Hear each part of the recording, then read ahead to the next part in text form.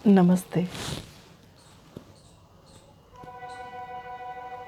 नज़र में रूह में दिल में समाए जाते हैं, नज़र में रूह में दिल में समाए जाते हैं, बजाय शम्मा यहाँ दिल जलाए जाते हैं।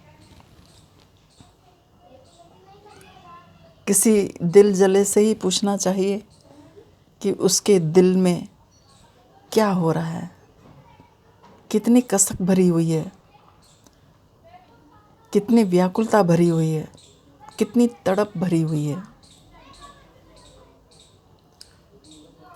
एक बार बाबा फरीद से किसी ने पूछा, मैं ईश्वर को पाना चाहता हूँ, क्या करूँ? बाबा फरीद ने कहा, आओ मेरे साथ, नदी पर हम स्नान करेंगे, वहीं जवाब भी दे दूँगा। बाबा फरीद और जिज्ञासु दोनों साथ साथ नहाने के लिए नदी में उतरे।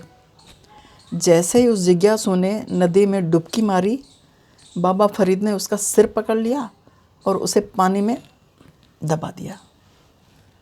बाबा फरीद तगड़े मस्त फ़कीर थे और वह जिज्ञासु दुबला पतला। जब दबाव उस पर अधिक पड़ा तो उसने आओ देखा न ताओ, एक झटका दिया और बाबा फरीद को एक तरफ फेंक दिया और पानी के बाहर निकल आया।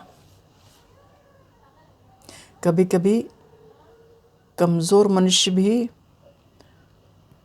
जब उसके जान पर आ पड़ती है ना, तो ताकत आ जाती है, गज़ब की ताकत आ जाती है और वो अच्छे से अच्छे पहलवान को एक तरफ कर देता है, निपटा देता है उसको।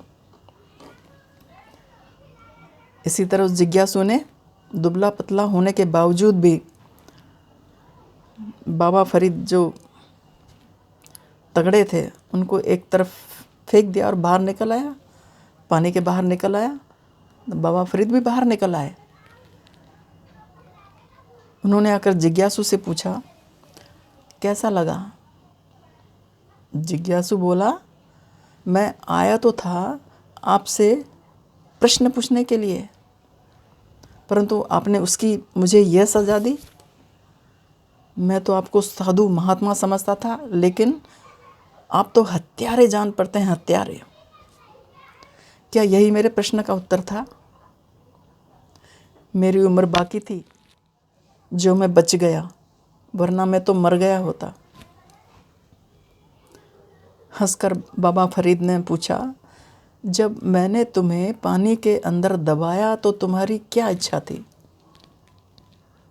उस जिज्ञासु ने कहा, उस वक्त तो मेरी सारी इच्छाएं दब गई थी, सिवाय एक इच्छा के, और वह इच्छा थी सांस लेने की। बस मेरे रोम रोम, मेरे प्राण उस एक ही इच्छा पर टिके हुए थे कि मैं श्वास पा जाऊं। उस श्वास के लिए मैं व्याकुल हो गया था।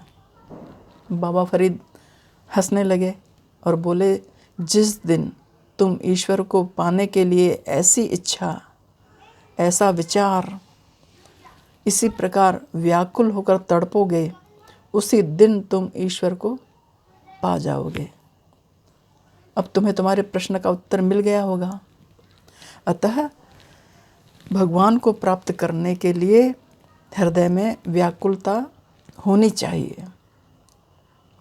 हमने गजेंद्र और ग्रह की कथा पढ़ी है ना, सुनी है।